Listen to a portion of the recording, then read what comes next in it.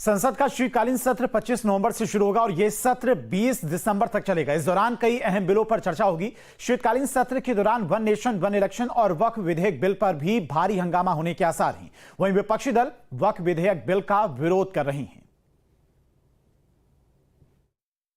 संसद का आगामी सत्र 25 नवंबर से शुरू होने वाला है।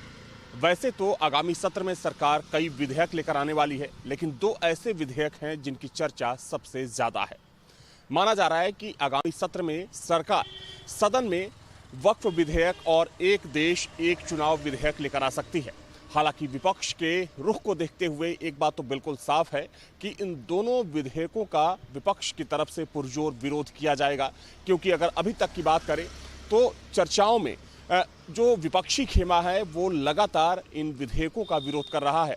वैसे में माना जा रहा है कि सरकार अगर ये विधेयक लेकर आती है तो जो संसद का आगामी सत्र होगा वो काफी हंगामेदार रहने वाला है। देखिए, सकते में तो ये सरकार है मौजूदा परिस्थितियों में।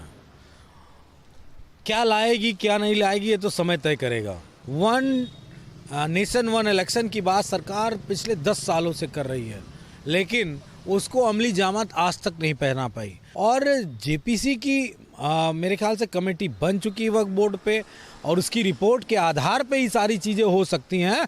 अगर कोई अध्यादेश और इस तरह की चीज़ लाने का प्रयास करेंगे तो पुरजोर विरोध होगा, क्योंकि सरकार अब बैसाखियों की है, तानाशाहों की नहीं।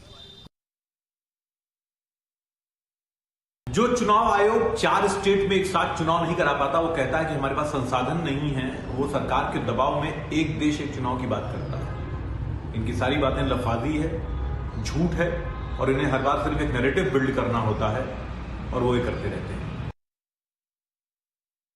संसद का काम कानून बनाना है, और वो कानून जो लोकहित में आवश्यक है वो कानून मोदी सरकार लगातार बनाने का काम कर रही है।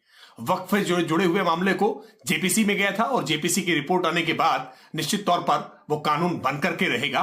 इसको लेकर के विपक्ष जो विरोध कर रहा है, ये विपक्ष का विरोध बेसलेस है, और एक देश एक कानून भी देश की आवश्यकता है। तो जो भी ऐसे आवश्यक कानून हैं वो शीतकालीन सत्र में जरूर पेश किए जाएंगे।